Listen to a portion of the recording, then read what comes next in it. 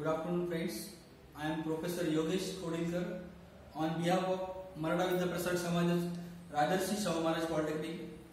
We are at engineering workshop and today we are presenting one small introductory video about our CNC lathe machine.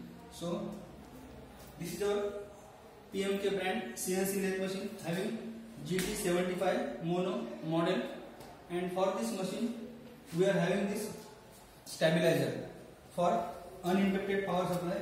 So first of all we will see the procedure how to start a CNC machine.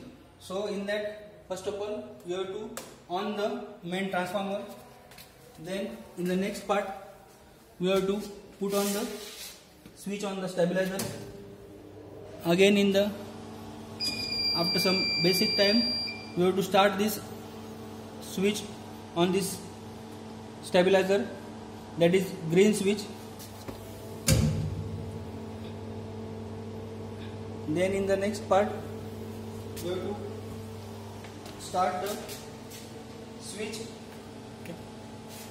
of this machine called as a to on the machine as a controller. So light will come in here, and after that we can start this control panel. We are having this machine Siemens having Sinmeric 808D as a controller. Then we can start that power on switch on this control panel board. So it will take some time for starting the controller of the CNC machine. And this is basically CNC lathe machine having two axes. That first axis is horizontal for rotation of the job, that is horizontal axis called as the Z axis, and this vertical axis is called as the X axis. And now we will see the important parameters about this Sinmeric 808D control panel board. So it will take some time as our computer takes or CPU takes. Now it is started by percentage. The switches are on step by step. Now as we see that whenever we are stopping the machine, we have to press this emergency stop. So there is an indication of emergency stop. So whenever we are on the machine, we have to start this emergency stop by just rotating it and pulling it above. So it tells that emergency stop is removed, but we have to reset the first. After resetting it, there must be some hydraulic on. For that we have to press the F5 key.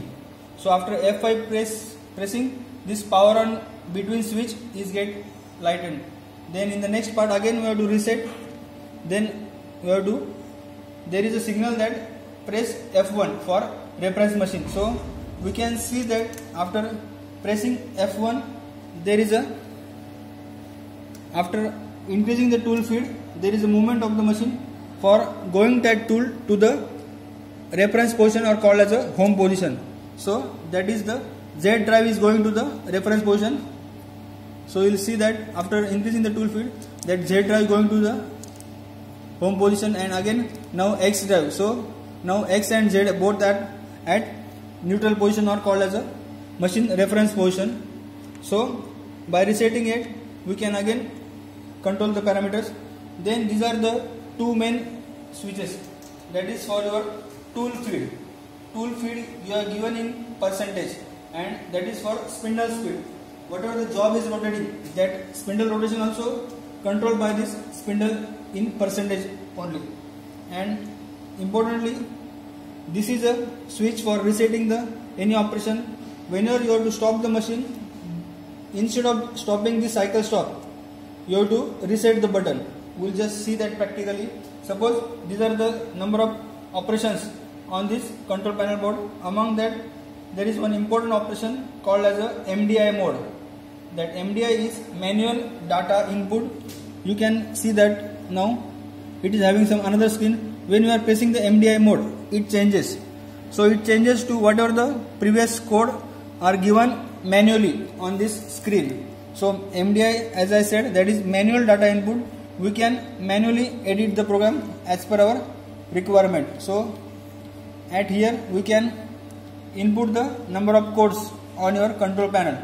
So I am giving the miscellaneous code that as there is a coolant on, I can stop that coolant also. So now we are giving some program on your MDI mode. Now we can check the actual program in our MDI mode.